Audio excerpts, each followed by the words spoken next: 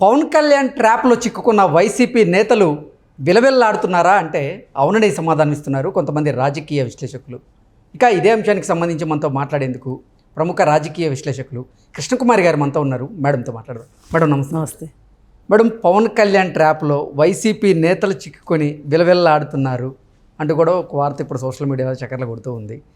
అంటే జగన్మోహన్ రెడ్డి 4 పెళ్ళిళ్ళు అని పవన్ కళ్యాణ్ని టార్గెట్ చేయడం, నిన్న పవన్ కళ్యాణ్ గారు నాకు 4 పెళ్ళం నువ్వేనా జగన్ అంటూ ఆయన ప్రశ్నించడం, దాని మీద ఇప్పటివరకు జగన్మోహన్ రెడ్డి అసలు సమాధానం చెప్పకుండా మౌనం వేయడం, ఇప్పుడిప్పుడే వైసీపీ నేతలు బయటకు వచ్చి దాని గురించి మాట్లాడడం, ఇవన్నీ చూస్తే అసలు పవన్ కళ్యాణ్ ట్రాప్లో వైసీపీ నేతలు పడి విలవిల్లాడుతున్నారు అంటూ కూడా ఒక వార్త ఇప్పుడు సోషల్ మీడియాలో చక్కర్లు కొడుతుంది.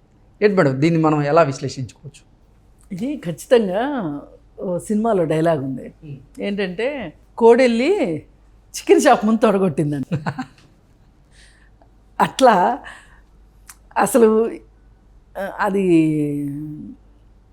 పవన్ కళ్యాణ్ వేసిన ట్రాప్ కాదు. జగన్మోహన్ రెడ్డి తన ట్రాప్ తనే వేసుకున్నాడు, తన ఊరు తనే వేసుకున్నాడు. ఓకే, దీన్ని సెల్ఫ్ గోల్ అంటారు. అసలు ఎందుకు పవన్ కళ్యాణ్ పెళ్ళిళ్ళ గురించి నీకెందుకు అవసరమే లేదు కదా. అతను పైగా మొదటి నుంచి చెప్తున్నాడు, నాకు 2 విడాకులు 1 భార్య అని చెప్తున్నాడు. ఇప్పుడు విడాకులు అయిపోయిన తర్వాత వాళ్ళ భార్య అనటానికి లేదు.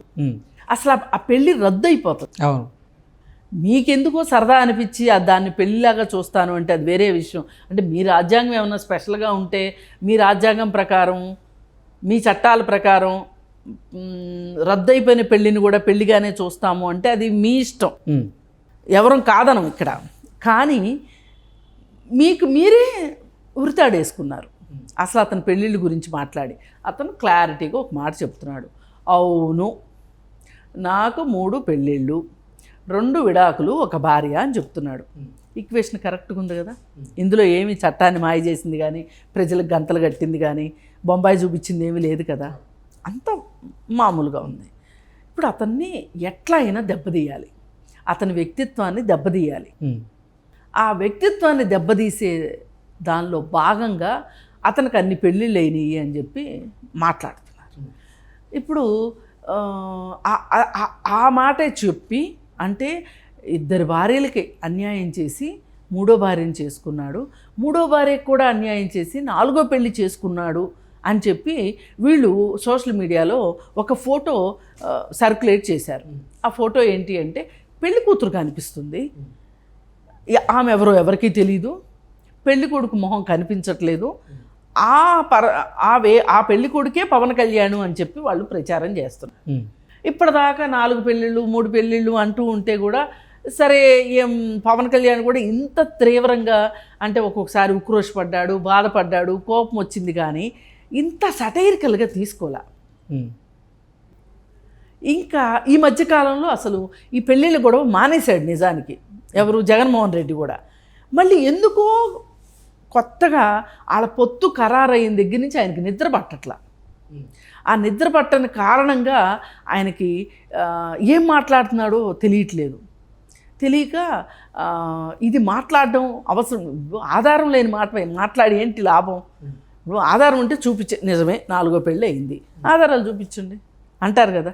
ఇప్పుడు వాళ్ళు కూడా నీకు 5 పెళ్ళిళ్ళు 6 పెళ్ళిళ్ళు అయినాయి అన్నారనుకోండి, ఆధారాలు చూపించమని అడుగుతావు కదా నువ్వు. అట్లాగే మరి 4వ పెళ్ళికి ఆధారం చూపించమని వాళ్ళు కూడా అడుగుతారు కదా. ఆ చిన్న లాజిక్ మిస్ అయిపోయాడు. నేను 4వ పెళ్ళి అంటే అడిగితే గనక నేను ఆధారం చూపించాలి కదా.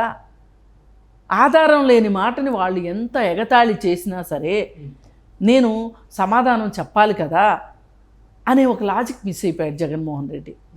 ఎంతసేపు ఆయనకి ఏం కనిపిస్తుంది అంటే, వాళ్ళిద్దరూ పొత్తు కుదిరింది, సీట్ల సర్దుబాటు అయ్యింది, ఇవన్నీ జరగవు అని మనం అనుకున్నాము, ఇవన్నీ జరిగిపోతున్నాయి, ఇవన్నీ జరిగిన తర్వాత నేను ఓడిపోవటం కూడా ఖాయం, ఓడిపోతే నా పరిస్థితి ఏంటి? ఆయనకి పాపం 16 నెలల జైలు జీవితం గుర్తొస్తుంది, మళ్ళీ జైలుకి వెళ్ళాలేమోనని. ఇప్పుడు జప్తు చేసిన ఆస్తులన్నీ అతి కష్టం మీద 5 సంవత్సరాల కాలంలో కొన్ని ఆస్తుల్ని వెనక్కి విడిపించుకోవడం జరిగింది. ఏది కేంద్ర ప్రభుత్వంతో సై అంటే సై అని చెప్పి కొన్ని ఆస్తులు జప్తు చేసిన ఆస్తులు వెనక్కి తెచ్చుకున్నాడు. మళ్ళీ ఇప్పుడు ఇవన్నీ ఏమైపోతాయో, నేను ఎంత కలగన్నాను, నాకు ఇన్ని ప్యాలెస్లు ఉన్నాయి, పైగా కొత్తగా రిషికొండ మీద కట్టిన ప్యాలెస్, మరి దానిలో 4 రోజులు కూడా నేను ఉండకోకుండా ఏంటి ఇలా అయిపోతుంది అని ఇవన్నీ ఆయనకి కళ్ళ ముందు 70 mm కనిపిస్తాను. కనిపించేసరికి ఇంకేం మాట్లాడుతున్నాడో అర్థం కావట్లా. మైండ్ బ్లాంక్ అవటం అంటారు చూసారా, మైండ్ బ్లాంక్ అయిపోయిన మాట అన్నమాట ఇది. మాట్లాడేసరికి పవన్ కళ్యాణ్ కూడా అంతే చురుకుగా, అంతే వ్యంగ్యంగా, నువ్వే నా 4వ పెళ్ళానివి రా అని కాంజుగల్ రైట్స్కి వేసినట్టు మాట్లాడాడు. కాపురానికి రమ్మని కాంజుగల్ రైట్స్కి వేస్తారు కోర్టులో. భార్య కాపురానికి రావట్లేదు అనుకోండి, నా భార్యను నాకు కాపురానికి పంపండి అని చెప్పి కాంజుగల్ రైట్స్కి వేస్తారు. అయితే కాంజుగల్ రైట్స్కి వేసినంత ధీమాతోటి పవన్ కళ్యాణ్ రా కాపురానికి అని పిలుస్తున్నాడు. ఇప్పుడు ఏం చేయాలో అర్థం కావట్లా, నోట్లో పచ్చెలక్కాయ పడింది, సమాధానం చెప్పలేడు, అనలేడు, ఆనలేడు. ఇది పరిస్థితి. ఈ పరిస్థితిని నిజానికి మొదటిసారి ఇంత సోషల్ మీడియా మొత్తం ఒక్క క్షణం స్తబ్దంగా అయిపోయింది. ఒక్క మాటతో ఇప్పటిదాకా అసలు పులులు బెబ్బుల్లాగా మాట్లాడిన వాళ్ళందరూ చప్పగా అయిపోయారు, జగన్మోహన్ రెడ్డితో సహా. ఇప్పుడు జగన్మోహన్ రెడ్డి ఏమన్నా బూస్టింగ్ ఇస్తేనే కదా వాళ్ళు బూస్టప్ అయి మాట్లాడతారు. ఇప్పుడు ఒక్కొక్కరు నేతలు, వైసీపీ నేతలు ఒక్కొక్కరుగా బయటకు వచ్చి దాని మీద మళ్ళీ స్పందిస్తున్నారు. నిన్న పేర్ని నాని గారు బయటకు వచ్చారు. పేర్ని నాని గారు బయటకు వచ్చి ఇప్పటి వరకు పవన్ కళ్యాణ్ని రాజకీయంగానే తేడాగాడు అనుకున్నాము, ఆయన ఈ విషయంలో కూడా తేడాగాడేనా అంటే కూడా ఆయన మాట్లాడడం జరిగింది. ఇలా ఒక్కొక్కరుగా బయటకు వచ్చి దాని మీద స్పందిస్తూ అసలు పవన్ కళ్యాణ్ ట్రాప్లో పడుతున్నారు అంటూ కూడా కొన్ని వార్తలు వస్తున్నాయి. అవును, పవన్ కళ్యాణ్ ఆ మాట అన్నిన తర్వాత కొంచెం సేపు, ఇప్పుడు పాము నెత్తి మీద కర్ర పెట్టి గట్టిగా వేసామనుకోండి, అది స్పృహ తప్పి పడిపోద్ది. పడిపోయిన తర్వాత కొంచెం తేరుకున్న తర్వాత మళ్ళీ బుసలు కొట్టడం మొదలెడుతుంది. వీళ్ళు కూడా అంతే, మళ్ళీ బుసలు కొట్టడం మొదలెడుతున్నారు. అసలు అతను తేడాగాడా, అతనికి 4 పెళ్ళిళ్ళ, లేకపోతే 40 పెళ్ళిళ్ళ, ఇవన్నీ మీకెందుకు? మీకు అవసరమా ఇవన్నీ? ఇవాళ ఈ దేశం మొత్తం కూడా ఆంధ్రప్రదేశ్ వంక చూస్తుంది. చూడటానికి 2-3 రకాల కారణాలు ఉన్నాయి. ఒకటి, రాజధాని లేని రాష్ట్రం ఒకటి. రెండోది, ఎన్నికల సందర్భంగా ఎలాంటి మాటలంటే అలాంటి మాటలు మాట్లాడుకుంటారు అనేది ఒకటి. ఇంకొకటి, సోషల్ మీడియా వేరే దేశాల్లో ఉండి కూడా ఆపరేట్ అవుతున్నది పంచప్రభాకర్ ద్వారా. ఇది చాలా కొత్త విషయం తెలుసా అండి? ఇంతవరకు రాజకీయాల్లో ఎవరు ఇది ఇలా నడపలేదు. వేరే దేశంలోనే ఆఫీస్ పెట్టి, సోషల్ మీడియా ఆఫీసు పెట్టి నెట్వర్క్ నడిపిస్తున్నాడు అంటే జగన్మోహన్ రెడ్డి, ఇది మామూలు విషయం కాదు. ఇట్లాంటి విషయాలు అన్నీ ఒక పక్క ఉండగా, ఇంకో పక్క అసలు ప్రజలు ఇప్పుడు ఎలక్షన్లు వస్తున్నాయి. ఈ ఎలక్షన్స్లో మాకేమి కొత్తగా చేద్దామని అనుకుంటున్నారు వీళ్ళు అని ప్రజలు ఎదురు చూస్తున్నారు. వాళ్ళ ఎదురుచూపుకి అసలు సమాధానమే ఉండట్లా. ఏం చెప్తున్నారు చెప్పండి? అసలు ప్రజల కోసం ఏం చేస్తాము? ఇప్పుడు అయ్యా మీరు మాకు ఈ విధంగా ఓటేశారు, మేము చెప్పింది విని నమ్మి ఓటేశారు, మేము వచ్చాము, మీకు ఇంతవరకు మేము చేయగలిగాము, ఇంత చేయలేకపోయాము, లేదు అంటే మొత్తం చేసేసాము, ఇంకా ఏం చేయమంటారు అని అధికార పక్షం అడగాలి. ప్రతిపక్షం ఏం అడగాలి?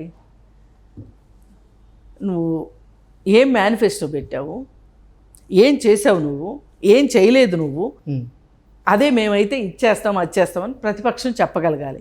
ఎంతసేపు మీరు విసురుతున్న సవాళ్ళకి, మీ వ్యక్తిగత ఎజెండాలతో విసురుతున్న సవాళ్ళకి వాళ్ళు ప్రతి సవాళ్ళు విసరడమే సరిపోతుంది తప్పితే ప్రజలు మాకేం కావాలి, లేదు ఈ ప్రజలకు ఏం కావాలి అని ప్రతిపక్షాలు అని వాళ్ళు అలా చేయలేకపోయారు. మేమైతే చేస్తాము అని ప్రతిపక్షాలు మాట ఇవ్వటానికి కానీ అవకాశం ఇవ్వకుండా, అసలు గుక్క తిప్పుకోనివ్వకుండా, రెండో వాళ్ళని వీళ్ళు గుక్క తిప్పుకోకుండా అబద్ధాల మీద అబద్ధాలు ఆడుతున్నారు. అసలు పేరు నాని ఏంటి చెప్పండి? అసలు పవన్ కళ్యాణ్ నా మాట అనాల్సిన అవసరం ఏంటి? అసలు మీ ఎజెండా ఏంటి? ఎలక్షన్ల ముందు మీరు ఏం మాట్లాడాలి, ఏం మాట్లాడుతున్నారు మీరు? ఇదేమన్నా పెళ్లి సంబంధమా? ఇప్పుడు ఓకే, ఆయన తేడానే అనుకుందాం. నీకు వచ్చిన బాధ కానీ ప్రజలకు వచ్చిన బాధ కానీ ఏంటి? తేడాగాళ్ళు పరిపాలన చేయడానికి పనికిరారా? ఇవాళ స్త్రీలు, పురుషులు, నపుంసకులు, ట్రాన్స్జెండర్స్ 3 ఉన్నాయి మనకి. అంటే రాజ్యాంగమే ఇంత గుర్తించిన తర్వాత అసలు నువ్వెవడవి ఈ మాట మాట్లాడటానికి? అసలు మీరు పర్సనల్ అటాక్ చేయవలసిన అవసరం ఏంటి? ఈ వ్యక్తిగత దాడులకి అర్థం ఏంటి? ఎందుకు చేస్తున్నారు మీరు? ఈ వ్యక్తిగత దాడులు వెనక మీ ఉడుకుమొత్తనం ఉంది తప్పితే వేరే ఏమీ లేదు. ఇప్పటి వరకు మీరు ఇన్ని తీసుకున్నారు కదా, ఇన్ని ఒక రకంగా పథకరచన చేస్తూ వచ్చారు కదా, ప్రతిదీ మీకు ఎదురే అవుతుంది, ఎదురే కొడుతుంది. అలాంటప్పుడు మీరు ఖచ్చితంగా నోరు మూసుకుని ప్రతిపక్షాలు ఏం మాట్లాడుతున్నారో మాట్లాడనిచ్చి మీరు ప్రజలకు ఏం చెయ్యాలనుకుంటున్నారో వినమ్రంగా మీరు ప్రజల ముందుకి రండి. మీ ముందున్నది ఎలక్షన్స్ ముందు, అది మాత్రమే.